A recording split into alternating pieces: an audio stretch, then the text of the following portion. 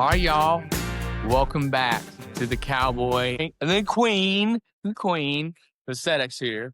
We're in Charleston, South Carolina, just finishing up on a wonderful weekend we had with everyone. It was super incredible to spend time together, and we are here together, And what we're talking about today is what's trending in aesthetics. Well, this jacket right now is trending. These glasses are trending. The aesthetic Cowboys trend, right? So, Missy, how are you, darling? I'm good. This weekend was a whirlwind as it always is, but it's always good to collaborate with different physicians and nurses throughout the country and just kind of get a good pulse on, what's going on in the industry and staying on the forefront of what's trending and what's happening. It was great. It was a lot of fun. So let's talk about what is trending in aesthetics and then heading into 2026. Let's do it. This industry is so hard to keep up with because things are constantly changing.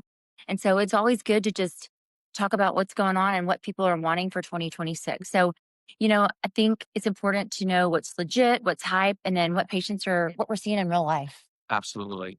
And, let's just go ahead and start big too, because, fillers, they used to be such a big thing.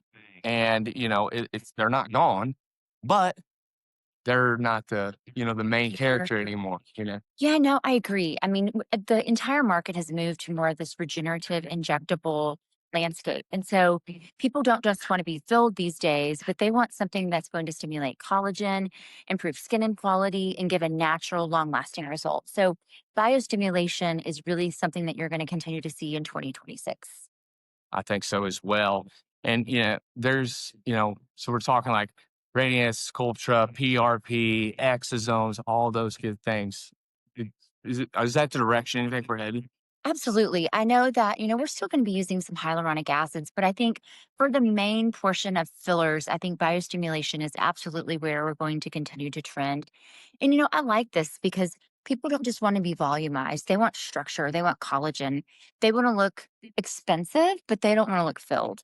And so I think, using things like Radius and PLLA and PRP and things like that, I think that's where we're really going to be seeing that the skin trend is going is for biostimulation. So we want to make the body not just look better, but function better. And like one question I wrote down here is I said, people used to actually come in like asking for lips and cheeks all the time, and it's like fix my pores. Right. No, I mean, 2025 or 2026 is going to be about healthy, glowing, natural results. And patients It's the want, glow era. they do, they want smoother texture, tighter pores.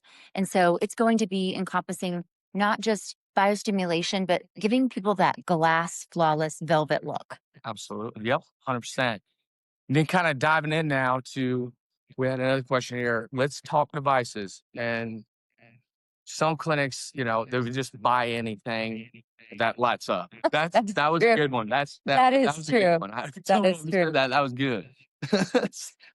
So say that again. Not every shiny box is created equally for sure.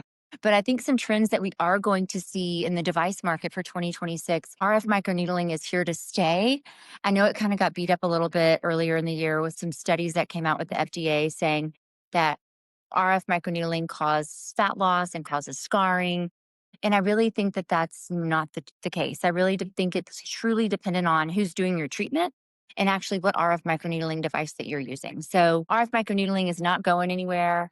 Thulium resurfacing is super sexy for 2026. It's a resurfacing laser that you can do without having a lot of downtime, and we can really adjust the dwell time in the skin so we can go more superficial or more aggressive depending on someone's social calendar, right? And then I think photobiomodulation is something we're going to continue to see in 2026, and not just red light therapy, but really technology that is more comprehensive. So we're going to be looking at and seeing more photobiomodulation where the mitochondrial functioning is actually changing intracellularly. And so that's a big deal. It is. And like just going off that, because like I know there was a ton of people like worried about when that came out about the RF devices. Do you know a little bit more information on that or why that was said or what was going on with that? That's a good question. And yes, I do know a lot about that actually. So Sometimes the misconception is the hotter the device is or the deeper that it goes into the tissue, the more effective and efficient that it is, which is absolutely, like we know, is not true. Deeper and hotter is not better. And so when you're thinking about the skin is about the thickness of a credit card, right? And so some devices go super deep, and that's kind of how they're sold in the space is, well, mine's hotter, mine's deeper, so it's going to have to work better. It's going to work better, and that's not true. So we know that a less aggressive approach in the right tissue plane is really what makes the device work, makes it safe, and allows practitioners to give good, consistent, reproducible results that actually make a huge difference for people. And that's why you just don't slap a device on someone without a plan, right? Absolutely. No, I mean, exactly. No, and you know what? Speaking of trends, I think in 2026, what we're really going to see too is that people want a roadmap. They don't just want a treatment, they want a comprehensive plan to see what they're going to do next month, next quarter, and how do we maintain these results. So I really think, a plan, a comprehensive plan, an AI generated comprehensive plan is going to be what really sells these patients because Strategy. a Yeah. strategy, right, for Yeah. sure. They want a strategy, Wyatt. They don't want a menu of services, right? Yeah. Right. Want a beauty coach. 100%. And that's exactly they love that. They want a beauty coach Mhm. for sure. They want a plan. And you got a beauty coach. We Right. do. We do. Okay, this is a big one. So this is a question we had here. Looking there's GLP-1.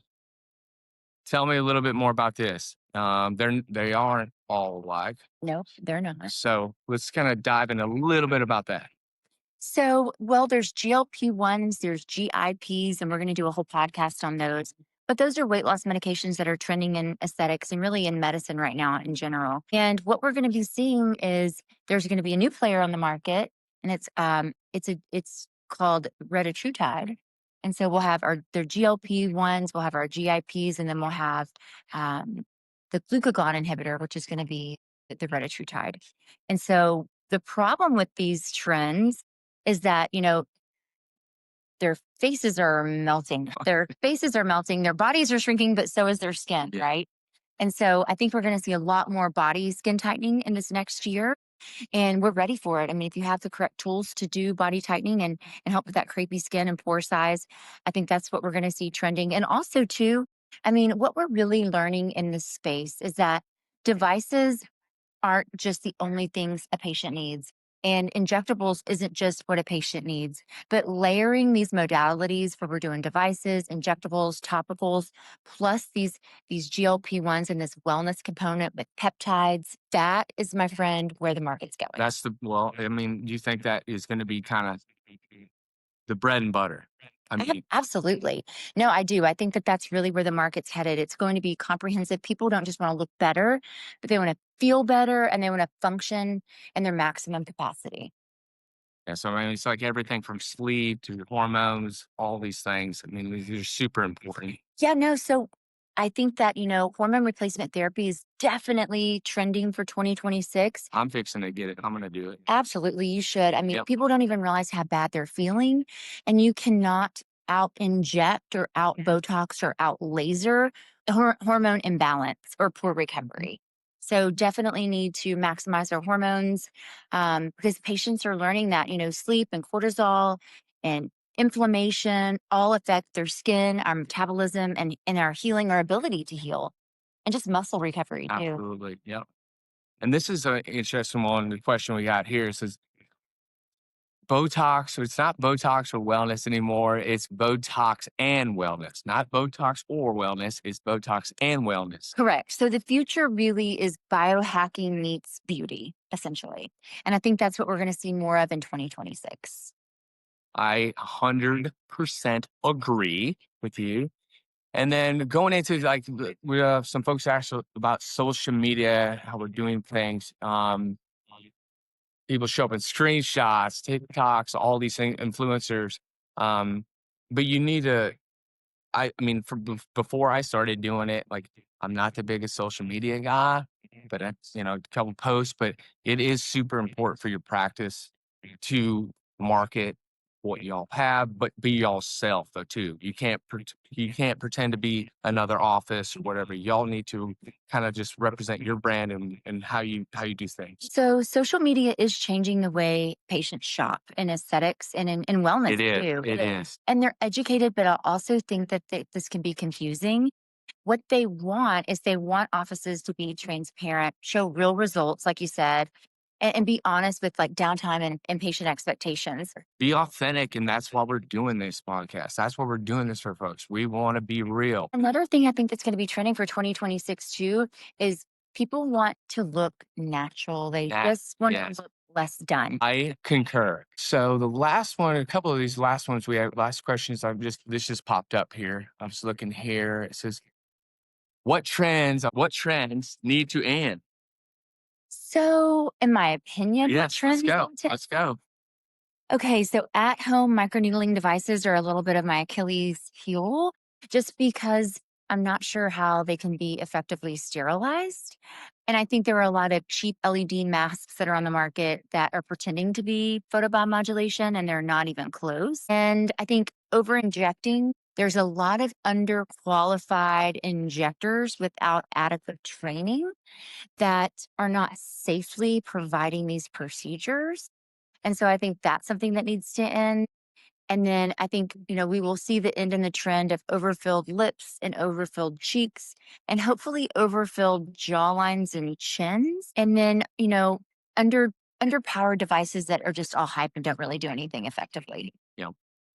Folks want more of a natural solution. That's where it's going 100%. They do not want the fake stuff no more. They don't. They don't. And I've seen this trend kind of evolve ever since I've been in aesthetics, which has been for 26 years. So a really long time. And in the beginning of my career, I feel like skin wasn't as important. People just wanted filler, filler, filler, or toxin, toxin, toxin. And now we're really starting with skin health. They want really healthy skin, which has always been important to me.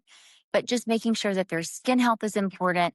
And then they still want, and I think the good thing about these regenerative injectables and these energy based devices is that all of these things are making the skin function younger and healthier. So if we can do that and also get really good aesthetic results, I think it's a win win for everybody.